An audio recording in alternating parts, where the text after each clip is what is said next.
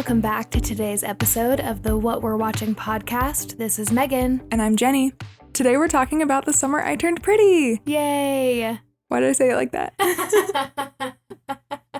Because you're excited. I'm excited too. I had not been watching the show each week. I binged it all this week, but you've been watching every week, right? I did not get into this until this summer. I was going to say, I don't remember you watching season 1. I watched the first episode of season 1 last summer, and I was just kind of like, it's okay. Mm-hmm. And then this summer is the one where I really started binging it. I was with my sister for a little while too, and she loves it, so we binged the heck out of it. Sisters. Quick spoiler warning. In this episode, we're talking all about season 2 of The Summer I Turned Pretty. So if you haven't finished, go watch it, or just be aware we're going to be talking about everything that happens. What got you into this show? I think just the social media hype last year. I watched it as it was coming out last year, and similarly to you, the first episode or two, I think it took me a second to get into it, but the hype was so big all over social media that I stuck with it and then got so invested in the characters. And then when this season started coming out, honestly, I had every intention of watching it as soon as the first episode came out, and then we were just traveling and doing a lot. So then I got to binge it all this week, which was actually really fun. What do you think about the new model where everything comes out on a weekly basis? It's throwing me back. Yeah. It's like watching American Idol every week in middle school with my mom. I don't know. I have mixed feelings. I think I maybe prefer the middle ground that some of the Netflix shows are doing, where we get a few episodes at a time. I think I like that because I love being able to like sit and watch 2 or 3 episodes at once and then get a break and get to look forward to what happens next. But what about you? There's something about everybody coming together every week and being left on a cliffhanger and then social media going crazy and you having to wait to find out what happens. Mm-hmm. And I think the conversation lasts longer about the show. This show has been something people are talking about all summer instead of just for like a week or 2. And that is nice. I like that we can all enjoy it for longer instead of if it had all dropped in like June or whenever the first episode came out, we would not be talking about it anymore. So that is really nice. And the finale watch parties are so cute. Yeah. They're all over social media, girls getting together and watching each episode together and like recording their reactions. Mm-hmm. We talked about this in the last episode, I think Legally Blonde episode, just that this summer is for the girls. We've got the Barbie movie, this show, the Eras tour. It's just really fun to see everybody get so excited. Yeah, agree. Yeah. It was fun. This show, I was kind of resistant to it at first last summer when I started watching it, and that's why I didn't get further than 1 or 2 episodes. But this summer, I really leaned into it, and I leaned into the corniness of it and the girliness of it. I don't know why, but it's so nostalgic for me. Mm-hmm. Like, I'm nostalgic for East Coast summers on a beach when I've never even been to.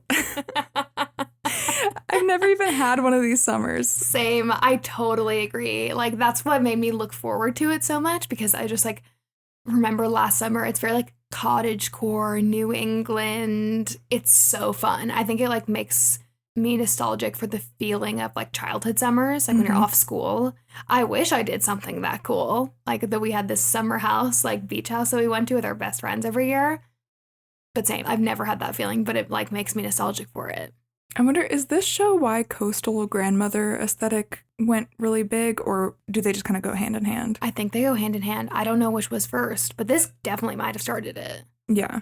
Yeah, it's definitely a little cheesy. I'm not gonna lie. I forgot the level of corniness until I started watching this season again, and it's kind of hard to get past. Really? Yeah, for me, at least the first episode or 2 was tricky. I could see that. Yeah.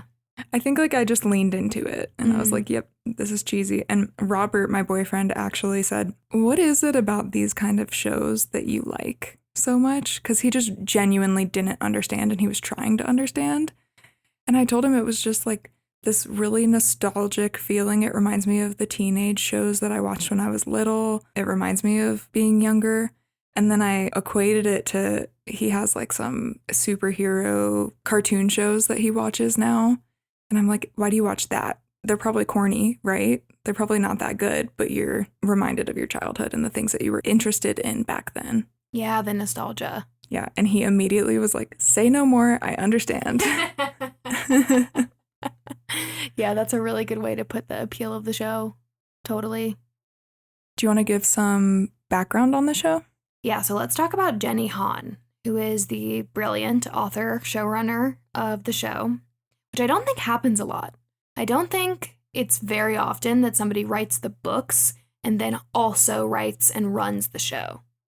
So I was reading a couple quotes from her about this season, and it was really interesting to hear her talk about the difference between season 1 and season 2, and it kind of clarified it to me. So she was saying season 1 is about this like fantasy summer love, which I think is what like really gave us the nostalgic feel of like it was all just supposed to be like bubbly and happy and like sparkles. Obviously there was some sad parts, but the relationship aspect was like very sparkly and adorable.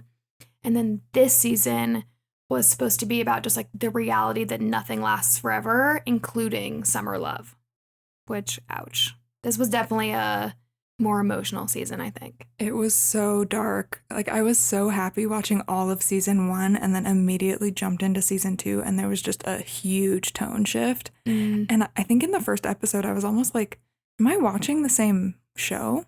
Wow, yeah, because you did watch them more back to back. Mm-hmm. Yeah, I changed a lot. She also, something that was really important to her in season 2 was portraying grief realistically and how people grieve differently. And she said she wanted the audience to be able to see themselves in the characters, and it was really important for her to get the grief right, which I thought was really interesting, and you definitely do see that. Yeah, she did a good job with it, I think. Yeah. And I'm sure we'll talk about it later. Yeah. Oh, there's just something that I wanted to point out that I thought was really funny as I was rewatching it. In season 1, episode 1, Laurel is looking at Cleveland's Instagram, and she asks Belly how many followers is a lot of followers. And Belly's like, yeah, 150,000. That's a lot, especially for a writer. And I just wanted to point out that Jeni Han has 1.9 million Instagram followers as we're recording this. And I just think that's a lot.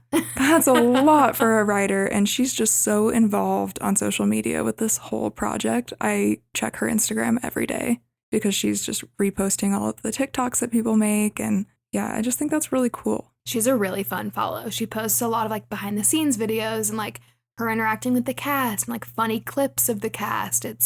It really feels like they're all really close, which is really cute to watch. Yeah, and she's just so good at building up the hype for the episodes. Yeah, she is.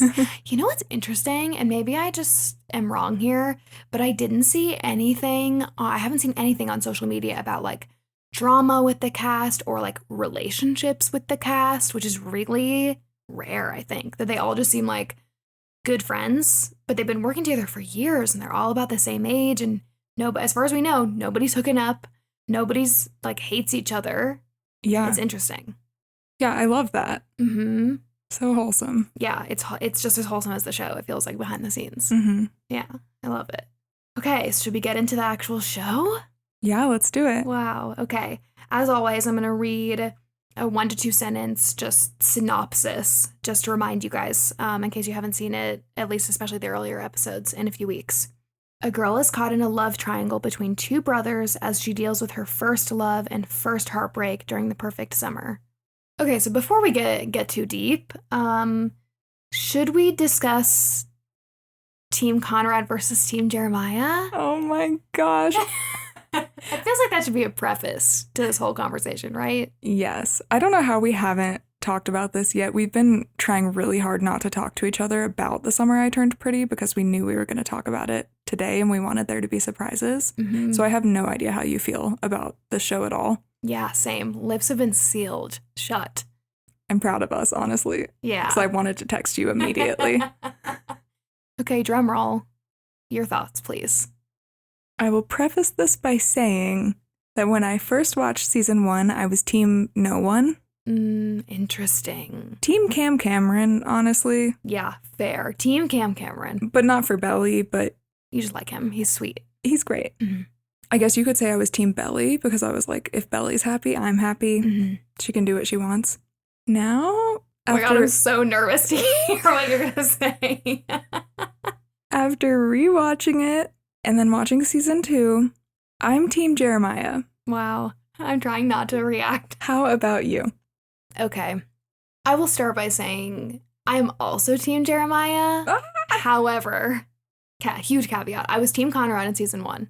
In the same way, okay, it's giving Twilight. Were you Team Edward or Team Jacob? I was Team Jacob. Okay, same. So, this is where we are. Yes. Okay. I can't believe we haven't talked about that also. I know, but I was ready to ask you. Yeah, okay. It's the same. Same. Like, to me, Conrad is the one that Belly deeply loves and really wants to be with deep down, especially in season 1. I feel like my perspective on that actually changed a little bit towards the end of season 2. But throughout most of season 2 and all of season 1, Belly, I felt like, was for Conrad, which is why season 1, I was like, yes, I like Jeremiah better, but I think she needs to be with Conrad. Full stop. But I like Jeremiah. I think he is one of my favorite like teenage characters that we've seen in a really long time, maybe ever. I just love him. I like him better, and I feel the same way about him as I did about Jacob. Yes. Mm-hmm. I feel like I have so much to say about that because, yes, I think she's going to end up with Conrad. Same. Like, that's just how the show has been set up. I haven't read the books, but I'm sure that's how they end, too. Spoiler alert, or not really, because I don't know. We don't know. To me, Conrad from the very beginning of the show was not very likable, and he was going through a lot, and we didn't know what he was going through exactly, but Jeremiah was kind of the steady one the whole time. I was reading this article that was by a psychologist that was like, what your team says about you. All that psychologists are weighing in. I know. And it said people who are Team Conrad are probably drawn towards the mysterious, and people who are Team Jeremiah are probably drawn towards the security, the stability. And silliness, I think. Yeah. That tracks in our relationships. Don't you think? Yeah, and it said something like people who are in a more long-term healthy relationship right now might be more inclined to be Team Jeremiah. Mm. Or, this was funny too, they could be the complete opposite and they're Team Conrad because he's exciting and mysterious and there's a lot of unknowns. Interesting. But I will say that our best friend Natalie is also Team Jeremiah. Yeah. So. Collectively. Team Jer. Team Jelly. Aww. It's actually really funny. I also would say I am the one that is more serious and struggles with my mental health in my relationships. So maybe because I'm more like Conrad in those ways, I need the balance. And so, yeah, like you said, I think our relationships are a little bit more, our partner's a little more stable, silly, you know. Yeah. Yeah, we seek the stability because we don't have that ourselves in our personality traits. So we need like Robert and Brian are both very like emotionally stable. Steady Eddie, baby. Yep. Yeah, Jeni and I both just got puppies actually, and we were talking about how they act around us versus how they act around our partners, and how they're just like a little bit more frantic, or at least mine is certainly more misbehaved when it's just me and her. And we were like, maybe it's just because I'm radiating uncertainty at all times. I'll be like on a walk with her and I'm like, is she being bad because she feels that I'm nervous, or is she just being bad because I'm not the alpha? I don't know. But I want to ask you about Twilight, just going back to that. I would love nothing more than to talk about Twilight. Because I've been thinking about that a lot, right? This to me is the exact same. Yep. Minus the brothers. That's a whole other thing. Yeah. But why were you Team Jacob? I remember feeling the same way, where I was like, for Bella, she loves Edward. That is going to happen. For sure, that's where we're going. But I like Jacob. And so therefore I was Team Jacob, but like only by a centimeter, because for her I was Team Edward, and that's how I feel in this scenario. 100%. Yeah. We know who the winner is, but that doesn't mean that we can't disagree with it. Right. Why did I like Jacob? I think he just felt safe. Wow, yep, we're just repeating the same thing. Emotionally stable. Yeah.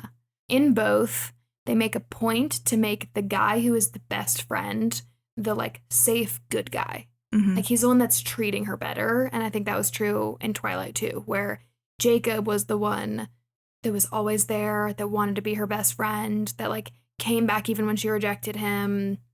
And that felt very like safe and fun and sweet.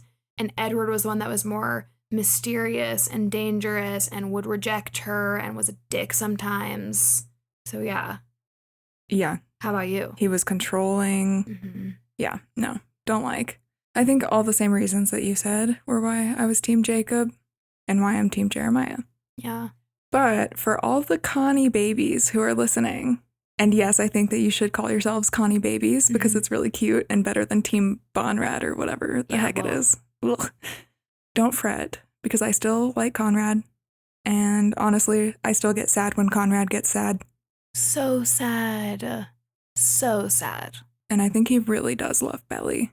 And while we're on that note, Chris Briney, who plays Conrad, he is dating a girl who is Team Jeremiah. Who's he dating? I don't know.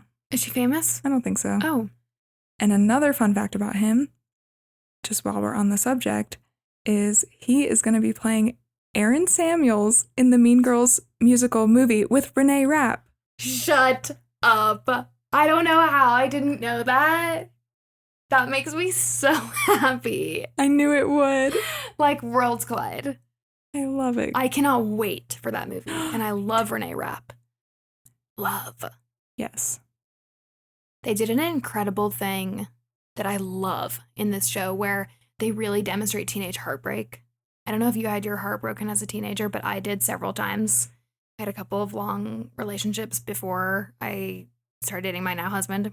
But a lot of shows make teenage breakups look so frivolous and silly and easy to get over and dumb and like, you know, the girl leaves the nice guy for the jock and it's over in an episode or something. But I think they did a really good job showing the like big emotions of teenagers in the show. And how much it lingers. Like they're not getting, it's been a year in season 2 and they are not over the stuff that happened last summer. Yeah. And that's so realistic. In high school, even the tiniest little thing would be so much drama for me or heartbreak because there was like this lack of communication and you're still trying to figure out how to communicate and how to be in a relationship. Yeah, it's awkward. You don't have the tools yet to like talk through issues. Mm-hmm. And there's so many external forces. Like there's mutual friends and new people that come around. Like I'm thinking of her and Cameron. It was interesting to me that they could click back into being friends so easily when they had dated the previous summer. And like Sky is new and there's just like so much happening that it's hard to just move past things. You know, it's not like in your adult life where your day-to-day is fairly the same and you can talk through things and move forward. It's like a new summer feels so different when you're that age. That's so true. And it's just such a bigger percentage of your life. One True. year. 17 or however old they are. I was trying to figure that out, honestly. Let's do that real quick. Conrad, 18, 19, right? Freshman in college. Season 2, yeah. Yeah. Jer, 18. 17, 18. Yeah, like a grade below Conrad because he's about to go to college, right? Mm-hmm. Same with Steven. Steven is the same age as Jer. And then Belly. 16, about to be 17. Just interesting. I was trying to figure it out the whole time because I was like imagining them as kids and I was like, okay, Conrad's older, then the other two boys are besties and the same age, and then Belly is younger than them. As someone who dated someone who was a year ahead of you in college, can you explain what that was like? Like, is that realistic that Belly and Conrad had this kind of year-long, long-distance thing? Yeah, actually, it reminded me a lot of my relationship. Yeah, because it feels like that. The distance feels huge. Like we only went to school. He went to school like 40 minutes from where I lived. So it was not a big deal. I was there every other weekend probably.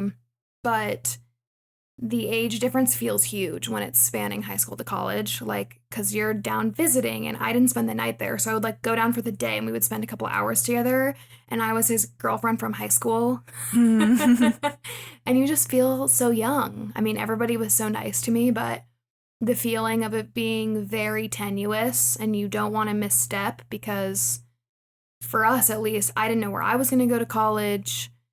He's going through this huge life transition. I'm at home by myself, not by myself during the week, but like without him during the week, going to school as a senior in high school. And it's a weird dynamic. Yeah. So like add another year to that and then add like what, 4 or 5 hours? I can't imagine. Yeah. It's like not surprising to me that they broke up.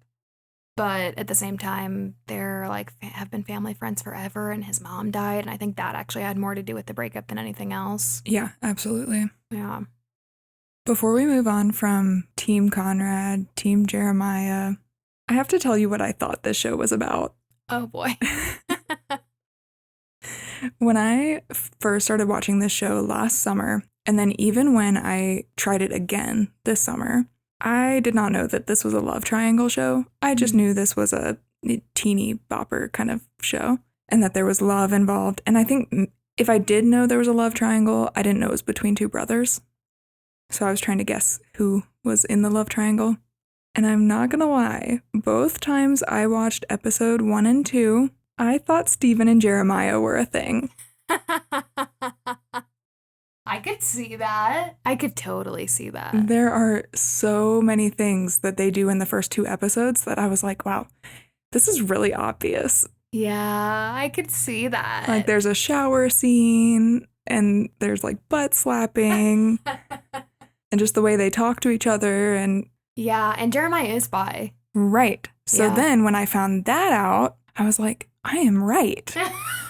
I love that you're watching it, waiting for that to happen, and then him and Belly kiss. I'm not gonna lie, I was kind of thrown off by his feelings for Belly. I was not expecting that.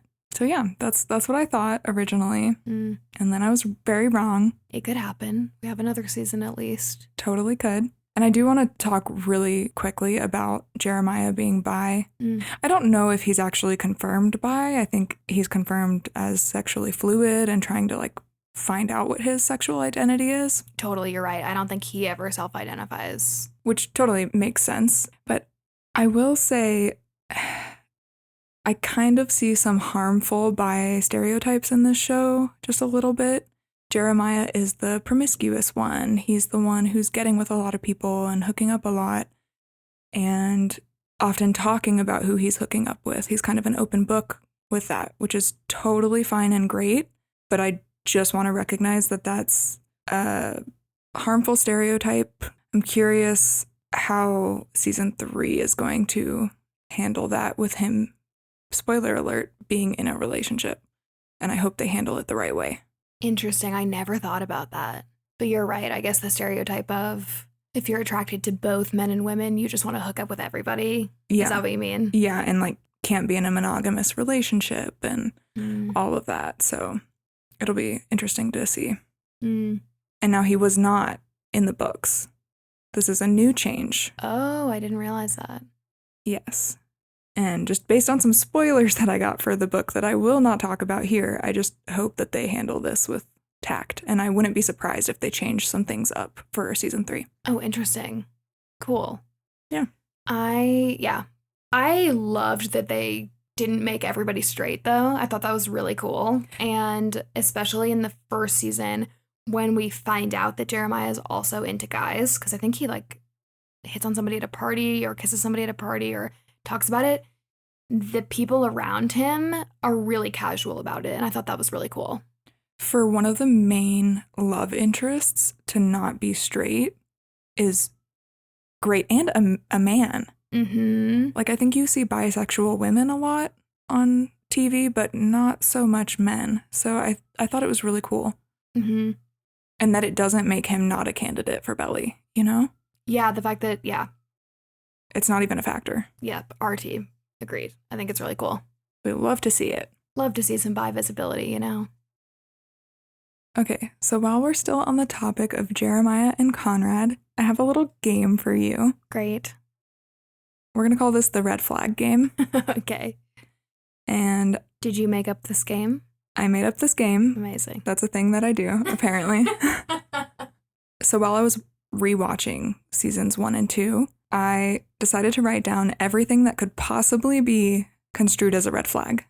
And I'm going to ask you without any context if something is a red flag or not.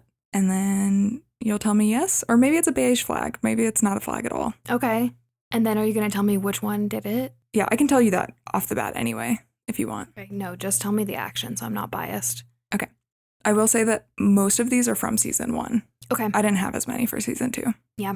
When you say to him, I really think you should quit smoking pot, he says, what'll you give me if I do? Red. Thank you. Steremiah, right? No, that was actually Conrad. Oh, yeah, red. Ugh. I hate that. What'll you give me if Yeah, I do? That's gross. That's a gross boy thing to say. I know. And apparently there are a lot of girls who love that on the internet. Ew. Ladies. But I saw someone say that's like, where's my hug energy? Yeah, it is like we're. Oh. Red flag, Connie. Yeah, even if it's flirty, or maybe especially if it's flirty, I hate it. Especially if he's been like a jerk to you until that moment. Mm-hmm. No, don't deserve that. It's because he's so cute. He gets away with it. Am I allowed to say that? How old is the actor? He's 25. Okay. Okay, yeah. You're allowed. How old is Jeremiah, the actor? 22? 20s. Okay. Yeah, they're both hot. I think they get away with a lot because of that. He tells you Deb balls are bullshit and all Debs are sheep. And then a couple hours later, you find him making out with a girl he took to the Deb ball last year. Red. Yep, Conrad. He gets jealous when you kiss another boy and decides to put you down by saying, your hair's like a little kid's the way it's always so messy. Oh, red. Mean. Who do you think said that? I think also Conrad. Yeah. Yeah. He was all the red flags at the beginning. Yeah. Gets wasted at your mom's book signing. I guess red. With context, he had reason to be upset. But Yeah. no context, red. Yeah. Conrad. Okay, this is a double flag. Oh boy. Both of them gang up on you by following you to your date at the drive-in. Oh my god, I forgot about that. Red. But it also, that one's like a little bit tricky because it could just be funny because they are like family friends. And I feel like family friends, siblings just kind of like rag on you and do stupid shit to embarrass you. So that might lean more beige for me. Totally. Yeah. With context, not a red flag.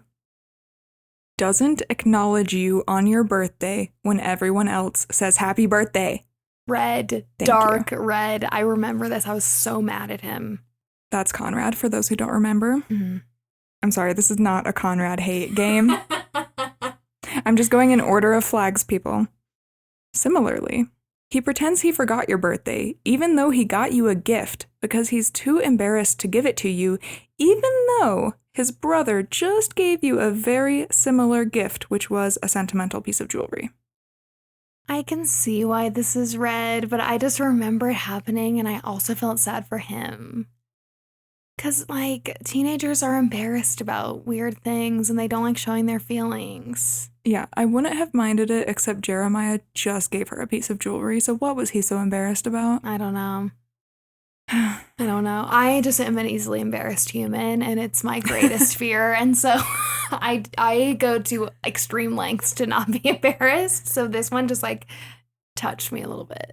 I just wish he didn't pretend he forgot. Yeah, that was the dick move. Yeah. Him not wanting to give her the gift and, like, be a simp in front of everybody, I understand. But, yeah, pretending that you forgot sucks. So rude. This next one is a little wild. He licks the spoon and puts it back in the jar of honey. Is this Jeremiah? Yeah. Yeah. That's how I know, because I'm like, aw, lovable. That doesn't bother me. Beige flag. If he did that in real life, red flag. Yeah, like, I suppose if I lived with him, we would have a talk about that. He finishes everyone else's cereal milk. Beige flag. Okay. That's Jeremiah also. Of course. See, my bias is coming out. I still don't like it. It's gross to me, but not a red flag. He launches a firework at you when he sees you're about to kiss his brother. Red. Mm-hmm. Jeremiah, Not great. What are you doing? He convinces another girl to invite his brother to a music festival to keep him away from you. Red. Red flag, Jeremiah. He was very jealous, season 1. I was going to say lots of jealous behavior from both Mm-hmm. here. Pretends he was wasted and doesn't remember that you two almost kissed. Wait, like the next day pretends like he was too drunk to remember? Yep. See, this is also, like, this is just my teenage sympathy coming out. I guess, like, if I was the same age, as them, and they were doing that to me, I would be like, red flag, what a dick move. But me looking back at that, I'm like, oh, they were embarrassed, you know? Which one is that? That's Conrad. Okay. He gets mad at you for kissing his brother and throws his mom's cancer into it by saying, it's not like my mom had cancer or anything. And then he says his brother will break your heart. That's dark. Red. I don't know. I feel like that's exactly what I would say to someone.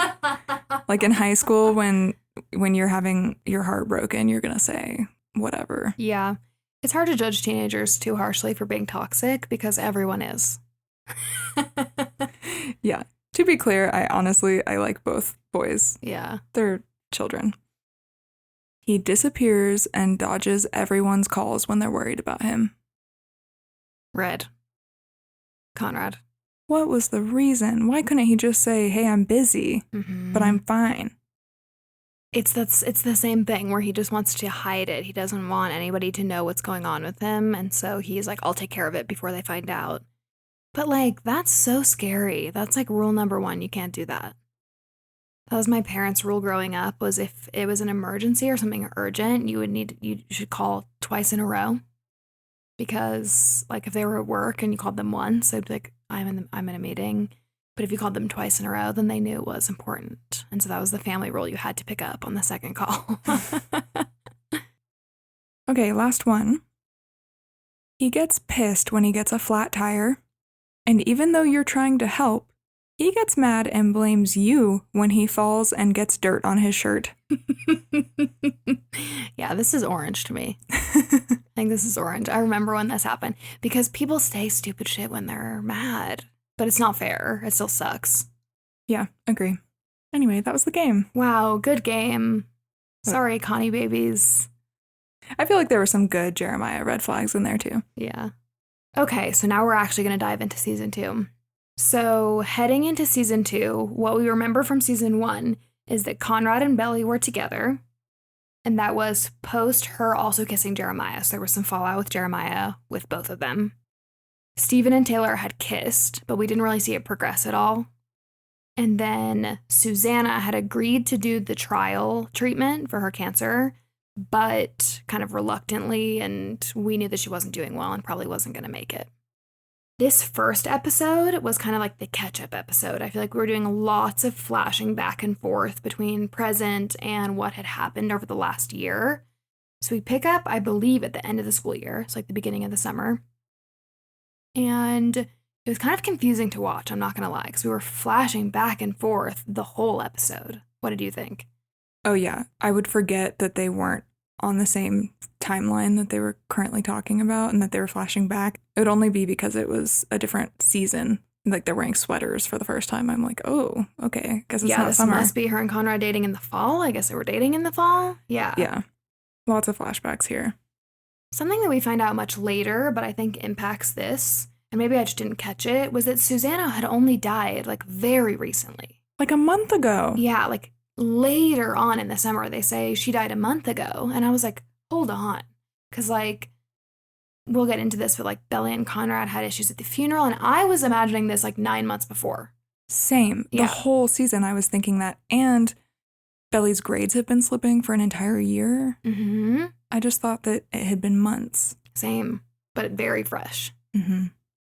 Something I thought was interesting about this episode is we see the parallels of how Conrad found out about Belly and Jeremiah. We get a flashback to what happened after Conrad and Belly kissed. And then we also see how Jeremiah acted when he found out that Conrad and Belly kissed. and they handled it very differently. Mm-hmm. Conrad, perhaps because he was the last boy to be kissed, he handled it pretty gracefully. He wasn't mad at Belly. He was pretty accepting, and he even took responsibility for pushing Belly away. Mm-hmm.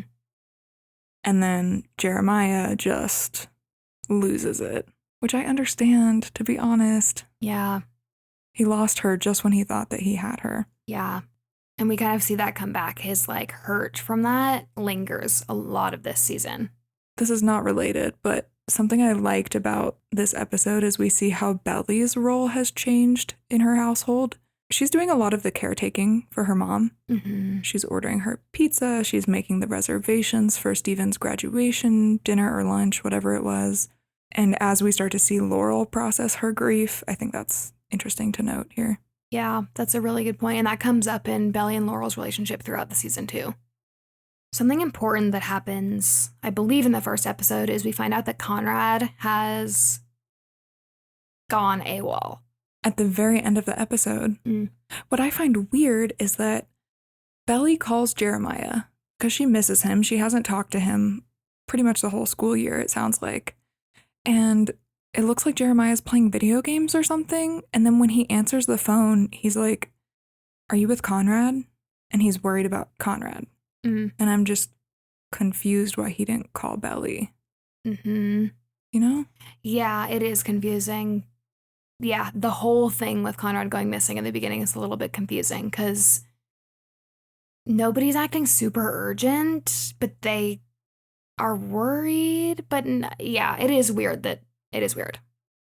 My only explanation for this is that he just assumed that Conrad and Belly were back together, and that's why Conrad wasn't telling him where he was. And then when he found out that Conrad wasn't with Belly, he was like, "Oh, okay, we need to go find him." That's probably true. But then I'm surprised he picked up Belly's call. Yeah, I don't know. I'm not going to lie. The like writing in the first episode, part of the second episode, was just like a little bit cringe, a little bit over the top. It just kind of felt like we were just trying to get into the story. I don't know if you felt that way, but it was giving me a little bit of like Emily in Paris. You know, like so cute. Love to watch it. A little bit cringe. We're just trying to like get into the being reinvested in the characters. Yeah, I could agree. Then in episode 2, I feel like we get a lot more flashbacks between Conrad and Belly's relationship, and we start to get a little bit more context. And that's helpful because the first episode, again, we were just like bouncing around so much, and we can tell that time has passed, but it's a little bit confusing what's happened. And so we get a little bit more of that in the second episode. We see Conrad and Belly dating. Mm-hmm. We see a lot of those scenes, and it's really cute. Conrad is the happiest we've seen him. He's smiling. I feel like I had only seen his smile like a few times at this point. Mm-hmm. They're like talking on the phone. It's really cute. Yeah, while he's at Brown. It did make me a little bit sad at this point that we didn't get full episodes of that. Like, we know that Susanna has died. We know that there's a big rift among everybody. Belly's clearly not connected to either of the boys anymore. And I just kept thinking in these first couple episodes, like, I wanted that. And we end up getting a lot more of the context throughout the season, so it comes. But in the beginning, I was like, I just want a full and it wouldn't have fit with the story, but I wanted the full what happened during the year, you know? And I wanted to see Susanna and everything that went down with her, and we didn't really until later. It's like how no show can actually show you a happy relationship. There has to be conflict. Yeah. We also have to talk about Conrad and Belly doing the deed. Oh my gosh. It surprised me that this was in the episode or the season. Like maybe because the first season was just so PG and adorable. I don't know. I screamed. I squealed when it was happening. I was like, oh my God. They went there, and I'm happy they did because that's such a realistic part of a serious high school relationship, you know? And it was cute. I liked it. What did you think? They spent a lot of time on it, too. Yeah. I thought it was sweet that they went to the beach to see it snow, and then they're at the cousin's house in the wintertime, and she makes cocoa, and it was cute. It was really sweet. It was really, like, as I was watching it, I was like, I was not the girl that fantasized about this, but I could absolutely see, like, if you were the type of person that wanted it to be, like, so magical, this is that. Yeah, and I think it upped the stakes for the whole show. Absolutely. It was, yeah. I don't think this happened in the books. I haven't read the books, but from what I've heard, this part doesn't happen. But I think it's important to the show because we can see how connected they are. Yeah, I think it just underlines the seriousness of the relationship, which was nice and realistic. And so in present day, when we're not flashing back, we see Belly sort of join up with Steremiah to go help find Conrad. And I think he's still pretty mad at her, and we see his frustrations come out a lot. And I would blame him, but then I had to remind myself of all that he's been through in the past year. And he was the one who was mainly caretaking for Susanna because Conrad was at school. Yeah, it really hit me how tragic this is for everybody. Like, Conrad and Belly had a long relationship, like, especially for that age. Really, any age. Being together 6-9 months is long. And there's a lot of emotions involved in that. And at the same time, Steremiah taking care of his mom while she's dying, watching his mom die. Same with Laurel. It's just heavy. It's really heavy. And then there's like a really nice scene where Belly and Steremiah can kind of air their grievances a little bit, mostly Steremiah. He tells Belly that he needed her. One thing I don't understand is Steremiah is the one who was avoiding her calls and her texts. So, like, he's blaming her for not being there. She tried to be there. But, of course, she did prioritize Conrad because that was her boyfriend. And he felt alone. And I think there was, like, this release of him being able to just tell her that he needed her.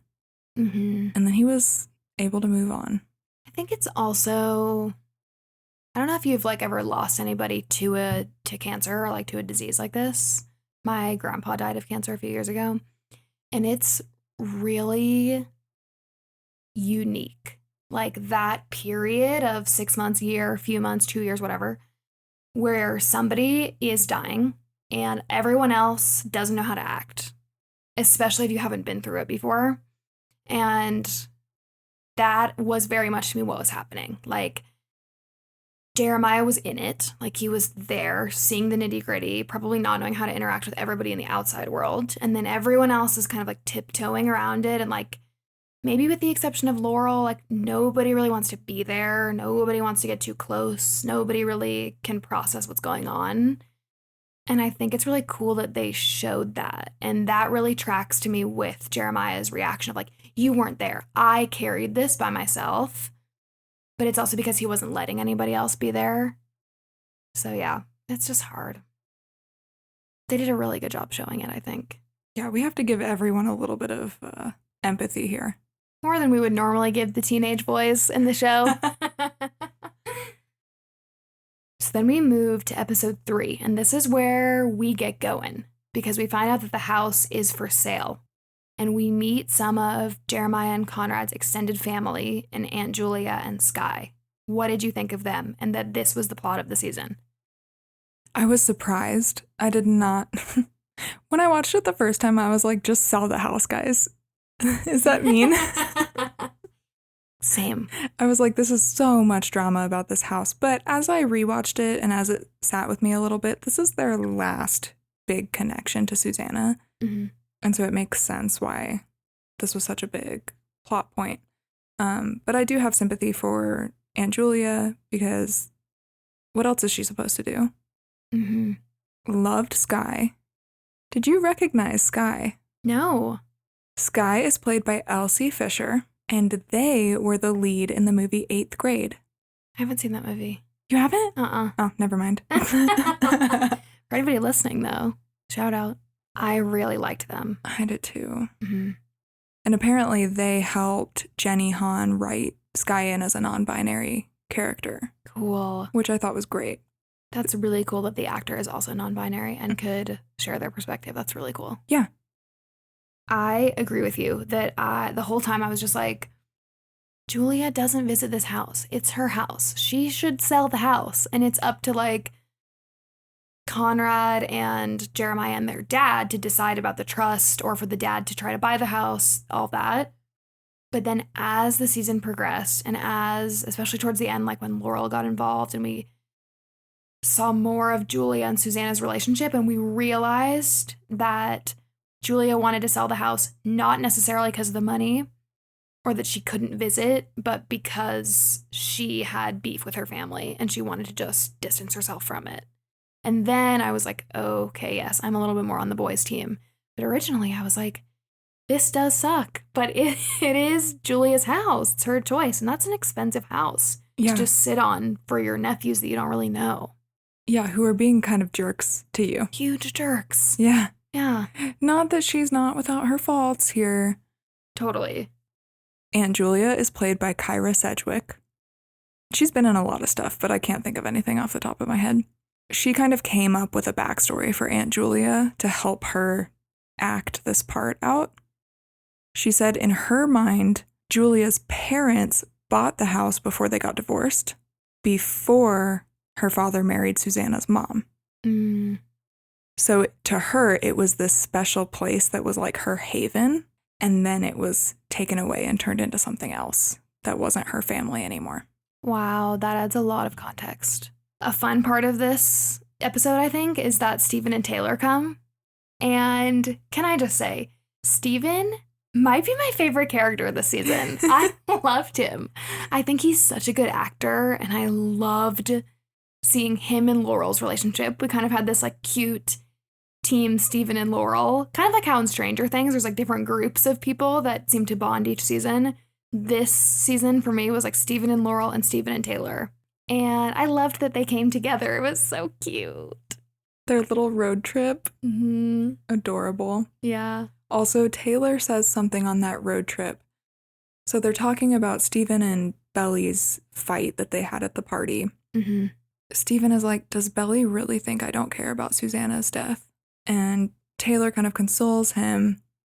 And then she says something I love. And this is not the first wise quote that she says this season, but she says happiness and grief can coexist. And I think that's a huge theme throughout this whole season. That's a really good point. Yeah, that's a beautiful quote. And again, like Jeni Han just coming in, showing all the different ways people grieve, which is such a tricky thing to illustrate. But again, she just does such a good job of showing a family grieve and how they're all doing it differently. And Taylor being somebody that is kind of like witnessing the situation from the outside, being a support character, was cool. And that's a really amazing point and thing to say. So the prom scene, it killed me. Mm-hmm. It killed me. Conrad is just going through the motions of taking her to prom. He forgets her corsage in his dorm fridge. He doesn't want to dance with her. Yeah, he tries to leave. Or maybe he does leave, right? He asks her if she wants to go somewhere else. That's right. And then she's like, no, because she wants to enjoy her prom. What did you think about them having this big prom fallout where they break up? It spoke about Conrad more than anything else, I think. I think it really showed us his emotional state. Because I think we hear in this episode or a later episode, Conrad just pushes people away when he's upset, when he needs them the most. And it's something that I think Susanna says about him, that Belly says about him. And so in that way, it doesn't surprise me. What do you think? Same, but it broke my heart for Belly. I was crying with her. It was just so sad. Me too. Lola Tung is just such a good actress. I love her. She's so cute. Every time Belly cries, I cry. Mm. Okay, then episode 4. This is a really fun episode. You want to talk about the boardwalk? Yeah, I just love that the kids got to be kids in this episode because they've just been dealing with such adult stuff. And in this episode, Stephen breaks the AC at the house so that they can't have the open house. And then they go to the boardwalk and they play a bunch of games. We see Cam Cameron again. Yeah. He's back. Uh-huh. Team Cam Cameron. Yeah, this was the most nostalgic episode to me, I think, because we just see them being kids and running around and like doing this tradition that they've always had. And in a summer that's very unlike every other summer for them, it was cool to like get that taste of the first season of like them doing their normal summer thing. It was really cute. Yeah. And Sky gets to go with their cousins to the boardwalk and kind of start developing a relationship with them for the first time ever, which is great. I thought it was really cute to see them open up. Do you have cousins? Yes. And do you have a close relationship with them or no? Yes. Yeah. It's the best. Yeah. So it's sad to me that Sky didn't get that because of a lot of different reasons, but I'm happy that they get that now. Me too. One part that made me so sad was when Laurel was speaking to Cleveland and she said that if Belly sees how big her grief is, it'll scare her. Yeah. That's probably a shared sentiment among parents about a lot of emotions, not just grief, but especially grief. It explained so much about Laurel and where she's coming from, though. Yeah. And it's interesting to see Laurel in this season without Susanna, who's normally her like lighthearted, la la la optimistic counterpart. Because I think Laurel really, when she's sad or frustrated or doesn't know how to feel, she leans into her sternness a little bit. Like she'll get mad at Belly about her grade slipping, or she'll get mad about something because she just wants everything to be perfect. And I think she just doesn't know how to express her feelings. Yeah, completely agree. And to be fair, Susanna didn't either. Susanna wanted to avoid, and just pretend everything was perfect all the time. True. I love Laurel's arc in this season. I just love her. She's also one of my favorite characters. And I love that we saw her in Cleveland again. I want more of that next season. I missed Cleveland this season. Me too. He's the best. I was sad that he didn't show up later in their like little writers group because I love their dynamic together. I think it's so refreshing to see an older like mom woman date and like be sexy and have like a fun relationship. And it's just a cute relationship. I really, really like it. And so I hope we get more of him in season 3. I do too. And I have to remind myself that this was over the course of like a few days, this whole season. That's true. So hopefully more of him in season 3. One other thing that I just wanted to note is that at the end of their really fun day, Belly feels guilty for having so much fun. And it makes more sense when you put it in the context of Susanna having died a month ago. But it just echoes the theme that Taylor kind of mentioned earlier about happiness being able to coexist with grief. I think that's really complex. So Brian and I moved to Denver 3 years ago, and we moved like a couple weeks after his dad died. And that was this reminded me of that a little bit, where it's just like a really complicated thing to hold. Like grieving somebody and doing these like big life things, like her and her relationship and her falling in love and them having this, fun day. It's just a lot, especially for somebody that age, to hang on to both of those things and like let it be okay. That's hard for everybody. Yeah. Yeah. Okay. So they come home from their day of fun and games, and the house is completely empty. I was so mad at Julia and Adam for this. Same. That sucked. It's just communication, people. Just tell everybody else what's going on. The communication in this show drives me crazy. Me too. Just talk to each other, please. Yeah, but I think it's realistic for a family. Like, family dynamics are tough, and communicating clearly and really straightforward about really sensitive stuff in families, especially extended families when you're not really close, is really much harder than it needs to be, But yeah, it sucked for them to come home and it be empty. It was just so sad. And also in my head, I'm like, they're supposed to have an open house. Don't they want it to look cute? Isn't the open house just going to be the next day? It's like, why would you? Whatever. Okay, so episode 5. This one was also really fun. This was also just a kid's summer episode, which was amazing. Agree. They break into the club. We start seeing a bunch of new things, like Jeremiah and Belly get a little bit closer. We get Jeremiah's narration throughout this episode. I forgot about that. I wrote it down because I was like, whoa, big perspective shift. Yeah. And that's when I knew her and Jeremiah were going to get together this season. Because you could feel it a little bit, but I was still like, how are we going to get there? And then when we started getting Jeremiah's point of view across the episode instead of Belly's, I was like, oh, he's important. They're telling us he's important. Yeah. Yeah. There's fun, there's games, there's Steven and Taylor having a little something. Sky and Cameron might be having a little something. I love Sky and Cameron. I thought that was really cute, and I'm really happy they did that. Do you think that they are going to be romantically involved, though, or that it was just kind of a safe person to be their first kiss? Yes, I think that. Yeah. I think it was just sweet and that to me was crush. That was giving cute summer crush, not necessarily like summer love relationship pursuit. Do you know what I mean? Yeah, and they understood each other on a deeper level, I think. Mm-hmm. Yeah, because maybe I just don't remember this as much from season 1, but Cameron's mom works at the club. And so he is very much not this dramatic, but comes from the Jennifer Lawrence of the No Hard Feelings, where his family works there. Whereas like Susanna and her family summer there, you know? And so I think Cameron is a little bit on the outside of the normal crowd that hangs around the club and that lives in that area.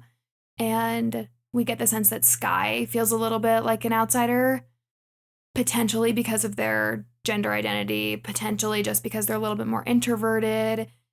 And you kind of see them both come out of their shell a little bit together, and it's really cute. It's so cute. I love it. There's this very interesting flashback where they go to Thanksgiving at Susanna's house with Conrad and Jeremy, and there's Jeremy? Okay, Taylor. Jeremiah. They have some conflict because Jeremiah, I don't think, knew that Belly was coming over, and it's really hard for him to see his brother with Belly. Interesting little Easter egg in this episode. Belly is wearing the iconic Rory outfit from Gilmore Girls. Oh. The big sweater with the headband. And I think my sister noticed it before I noticed it. And then I looked it up and Jeni Han confirmed it. Wow. That's fun. Yeah. I didn't realize that. Super cute. And then one question I had about this scene was, why was Adam at Thanksgiving dinner? Yeah. Susanna's not wearing her ring, so I don't think they got back together, but are they just trying to have one last perfect Thanksgiving before she passes? Maybe. Because that's very Susanna. Yeah, that is very Susanna. Yeah, that is weird. I agree. I felt the same way, where like at first when we saw him, I was like, oh, is this like a further flashback? Like long time ago? Obviously not. Adam's role in the entire series is confusing to me.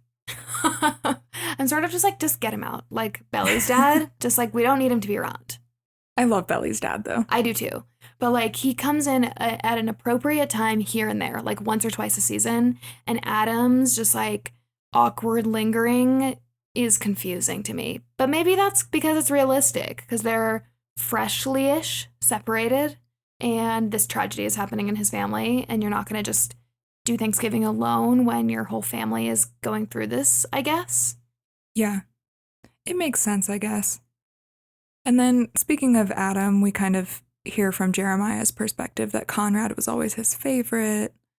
And you can kind of see why there's this like competitiveness and this jealousy between, really more on Jeremiah's end than on Conrad's, but between the two brothers. Yeah. The kids, when they're hanging out at the clubhouse that night, they play Truth or Dare. Oh, yeah.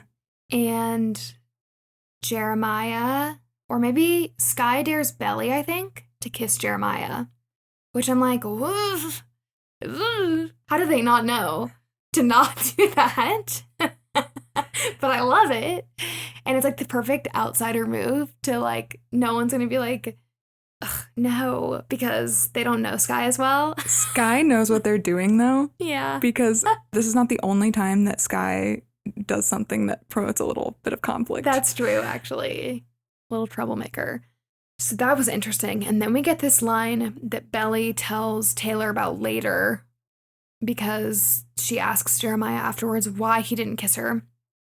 And he goes, because then I wouldn't be able to stop. And this just was one of the lines where I was just like, hate. Same. Hate. But also, like, if I had to rewatch my teenage self going through crushes and relationships in high school on the television, I would feel just as cringe. So maybe this is just par for the course, you know? And then we find out that the house is sold. And that moves us right along to the next episode. Should we talk about the queen? Taylor Swift. Yes. She's everywhere in this show, and I love it. I couldn't find any quotes from her about The Summer I Turned Pretty, so I don't know how involved she really is, if at all, in the show or in contributing music or choosing the music. But I love that they have, like, at least one Taylor song in every episode. There's 9 in the season, not including the preview songs. This is a show for the Swifties. Yeah. Although I will say, blatant missed opportunity when her and Conrad have their date at the house, and it's, yeah, Jeni is nodding in agreement. It's snowing on the beach, and they don't play Snow on the Beach. They play it later on. Yeah. Yeah. They play, I think, Invisible String, but I'm just like, go. And when they don't play it, I was like, maybe they scored this or whatever before Midnights came out. No, because it is later in the episode. I have no idea. But Invisible String is a really good song choice for them, especially because that was like the scene where they have sex. So kind of makes sense. It's fine. It just irked me deeply. Yeah. Because I was like, oh, it's coming. They're pulling up to the beach house. It's snowing. I know it's about to happen. And then Invisible String comes on. Anyway, but they do play, as the kids are like playing around in the house, they do play Delicate for her and Steremiah, and that was a good choice. That was the first time that a Taylor Swift song played for Belly and Steremiah. Really? Yes, usually it's for Conrad, so Team Jelly went nuts. Yeah. And Connie Babies went nuts too, but for the other reason. So one reason why Taylor Swift is all throughout this show is Jeni Han is a big Swiftie, and she was listening to Fearless while writing the books. Aww. And she almost dedicated the second book to Taylor Swift. Wow. Because that's how impactful she was to the writing. Wow. That makes me so happy. I love when celebrities are Swifties that are just like just as intensely fangirls as we are. I think it's so funny and cute. Wait, which reminds me that back to the Team Jacob conversation, Taylor Lautner is Team Jelly. Yes, he is. Which, of course, he is. And I think Tay Lautner, his wife, is Team Conrad, but not sure. I think she was Team Edward as well. I think they've talked about that. So I think so, too. It tracks. It's our new theory. If you are Team Jacob, you are Team Steremiah. Definitely. I read an interview with Lola, who plays Belly, where they asked her to say which Taylor Swift era each of the main characters is in, and this is what she said. She said Belly is folklore.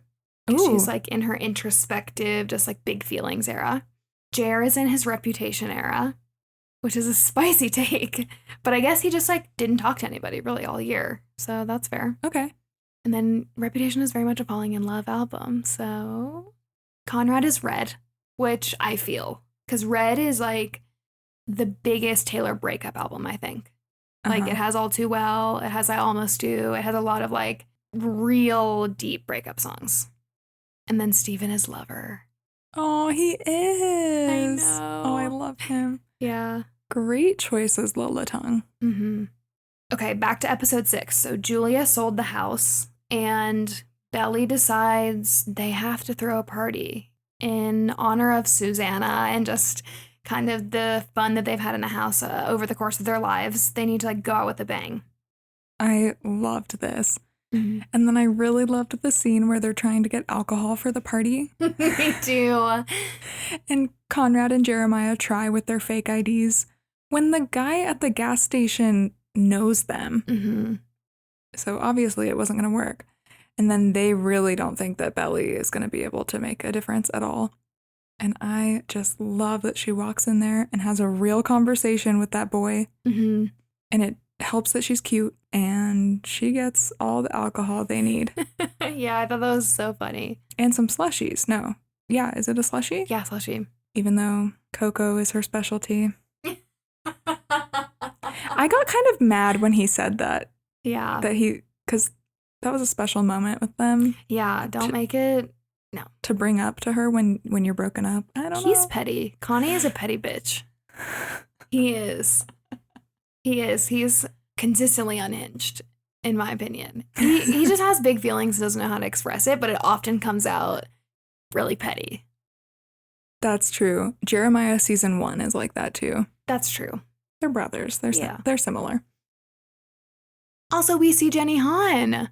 Oh, yeah. Yeah. She has a little cameo in the gas station store. Mm-hmm. Yeah, if you go back to catch it, it's in episode 6. She's walking out of the gas station as Belly's walking in.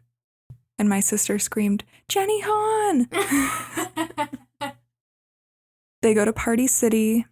There's a moment with her and Conrad. And this is where the TikTok trend, this is 100% your look, Connie, baby, comes in.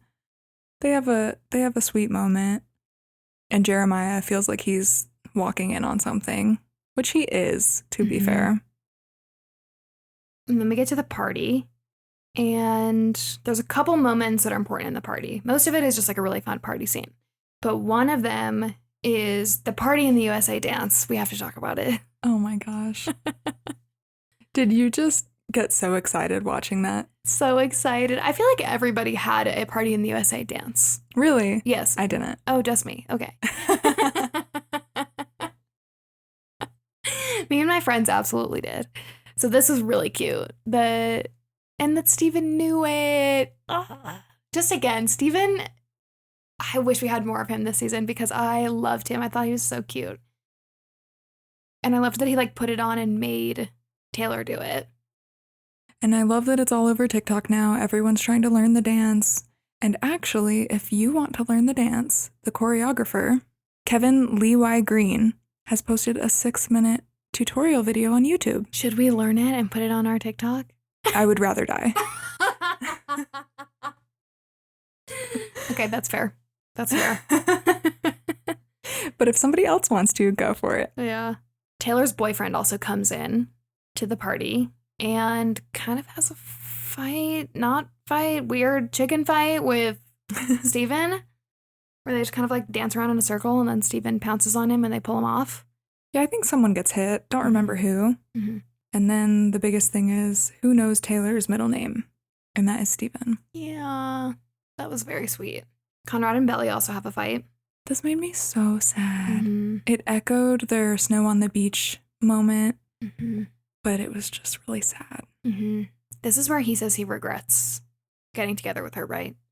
Probably. I can't remember the Something exact. dark, something like really hurtful. And it was really sad. Yeah. And Belly is crying and like people are throwing things out the windows and there's spray paint. And she just kind of has this moment where she looks around and is like, this is not fun anymore. And she calls her mom. Yeah. And wakes up the next morning to Laurel, a very angry Laurel. That's right. Very angry Laurel. Fair, honestly. Yes, which brings us into episode 7. They have very realistic mother-daughter fights on this show. Mm-hmm. Except for the part where Laurel slaps Belly. Yeah, that took me aback. Whoa. I was really surprised she did that. Me too. But I think it was used because Laurel is so like locked down. Like she's so put together and buttoned up. And even though she's hurting this whole season, we don't really see it. And so I think this is a way that we're supposed to see that she's cracking, you know?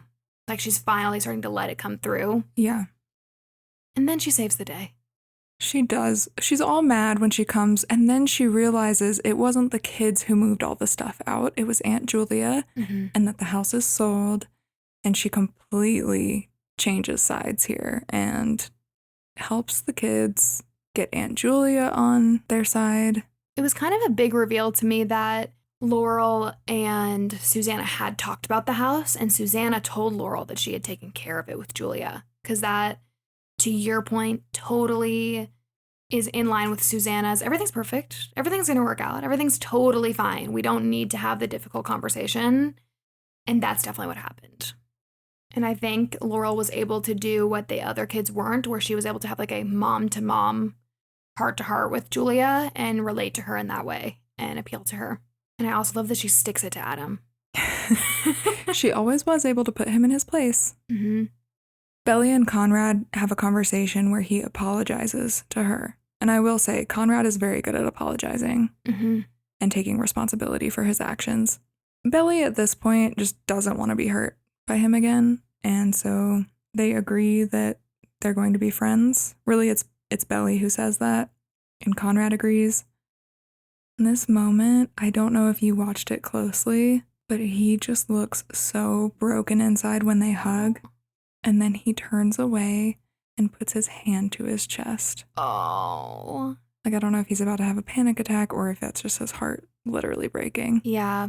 As much as we have definitely been shitting on Conrad for being a jerk sometimes, I was a very emotional kid and teenager, and I also have panic attacks. And so he just like gets me in my feels sometimes, watching him be emotional and be upset and not know how to communicate it and just like feel things very deeply for a teenager.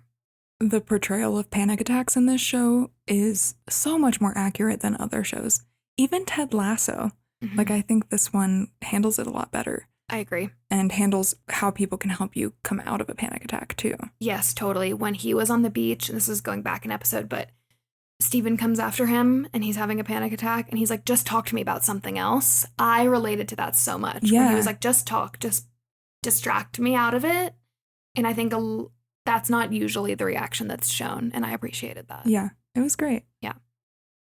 Okay, this is a fun part of this episode because pretty quickly Julia comes around and she backs out of selling the house. And that's partially, I think, because Adam is able to talk to the boys about how he's going to buy the house by selling their Boston house, which is interesting. I kind of thought when Julia agreed not to sell it, she was just going to keep it, like for her and Sky to go to.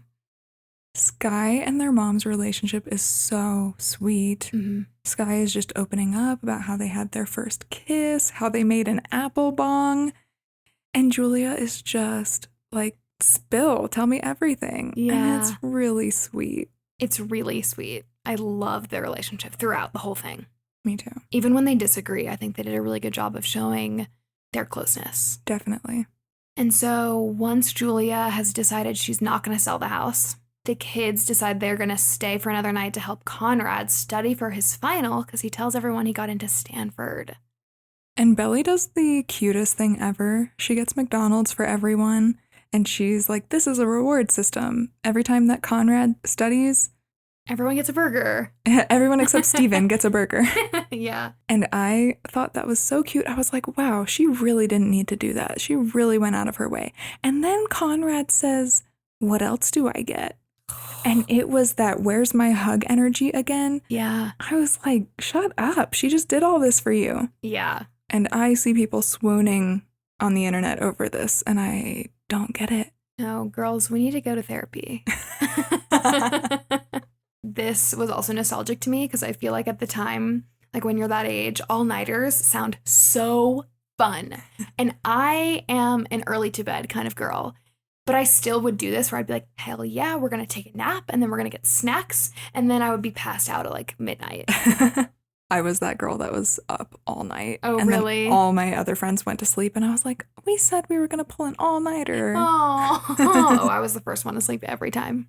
Okay, so then they take Conrad to take his final. Yes, and then Jeremiah and Belly go to Finch University, which is one where Jeremiah is going to go to, but also Belly has a chance there. And they have some really fun, playful scenes together. And then what happens? Kiss. What did you think when you saw that? It was intense. Oh. Very passionate Oh, kiss. yes, you're agreeing. Okay. I thought all I can see is Jeni's eyebrows. I just saw her eyebrows furrow and I was like, oh no, she disagrees. No, more passionate with Jeremiah than with Conrad. Very much. Which we kind of see this throughout a little bit, where like earlier when she was talking about when Jeremiah said whatever cringe thing we were talking about, where he was like, I wouldn't be able to stop kissing you. And Belly was like, it was so hot. I'm like, oh, she is like really into him physically, I think. Yeah. And They're kissing on Conrad's car. She's wearing Conrad's brown sweatshirt, which this is not the first time she's wearing a boy's jacket. She has worn Cam Cameron's jacket. She has worn Conrad's sweater in the snow on the beach scene. There wasn't snow on the beach. Exactly. But she didn't take it off to kiss his brother. Yeah. And then the episode ends with us seeing him see it. Mm-hmm. A cliffhanger. I screamed and I yelled, no! And I actually was laughing. Aww. But mostly crying. Cry laughing? I was just like, no. That's how Team Jelly she is, everyone. She's laughing because Conrad's sad. No, I genuinely felt awful for Conrad in that scene. I just felt so bad for him. So even though I'm Team Jelly, I was like, oh, I wish Conrad didn't see that. Yeah. It makes me really sad that they're brothers because I'm like, I wish I could separate this because, like, this is just normal. Like, you have a relationship, it's a little bit messy, it kind of lingers, you break up, and then you move on. But because the boys are so intertwined, you, like, can't separate one's feelings from the other, and it sucks. What a messed up plot line to be in a love triangle with two brothers. I'm like, just go find someone else, please. Yeah. This is like the Vampire Diaries. Yeah. Okay. Season finale. Oh my gosh. So we find out that Conrad was about to tell Belly his feelings for her. Mm-hmm. After he finished his final, he was on his way to go tell her, and then he sees her making out with his brother. It's just heartbreaking. Yeah. Then he reacts very poorly. Yeah, very poorly. Another petty move. He's just like the little annoying brother in the backseat of the car. Mm-hmm. It's always out of self-defense, which is why, like, you can't be so mad at him. No. But it's tricky. And it's funny, actually, while this is happening, we're seeing another dynamic with Steven and Taylor, which I actually have a side note about that. I was reading an interview with Jeni Hahn, and when they cast Rain for Taylor's role, Jeni told her Taylor isn't in every episode of season 1, but she's going to have a big arc in season 2. And her and Steven's relationship isn't in the books, so that was an ad for the show, and I love them together. But you can tell that Taylor is Team Jelly, and Steven is a Connie baby. Yep. And so they're each talking, like, Steven's talking to Conrad, and Taylor has been talking to Belly about Steremiah this whole season. And so it's just funny to see the two happening at the same time in different places. It echoes the internet. Mm-hmm. Then there's a big storm. Mm-hmm. On their drive back to Cousins from Brown after Conrad takes his final. And they have to get a motel, mm-hmm. which is so awkward. And Laurel says this really funny thing, like, oh, what every mother wants to hear. Oh, Team Laurel. Really? Yeah, the motel is horrible. It's so awkward. Belly gets the bed, and then Conrad is on one side of her on the floor, and Jera's on the other side on the floor. And there's an important moment that happens, actually before this, between Steremiah and Conrad, where Steremiah is like, I know that you still have these feelings for her. Are you going to say something? And Conrad is like, no, I don't want to get in the way. I'm sorry. Basically, like, I'm sorry I was being a dick earlier. And Steremiah is like, please tell her. Like, if you're not going to tell her for you and you're not going to tell her for her, please tell her for me. And you can tell Steremiah very much feels like he's in Conrad's shadow and doesn't want to be the second choice. He needs this. This is important for him to know that Belly is choosing him for the right reasons this time. Yep. And so in the middle of the night, Conrad sort of tells Belly. I forget exactly what he said even. I don't know what he says, but he tells Belly that he still has feelings for her. And the next morning, he tells her that he didn't mean anything that he said, which is another one of his defense mechanisms. Self-sabotage. Big time. And we get a really cute moment between Jer and Belly, where Belly runs outside because Jer has left the hotel and she's worried about where he is. And he comes back with breakfast for her. And she's like, I talked to Conrad. And Steremiah's like, expecting her to say she wants to be with Conrad now that she knows that he has feelings. And she doesn't. She says, no, I really want to be with you. And this whole episode is what really solidified me as Team Jer, because I was like, I think she actually wants to be with him.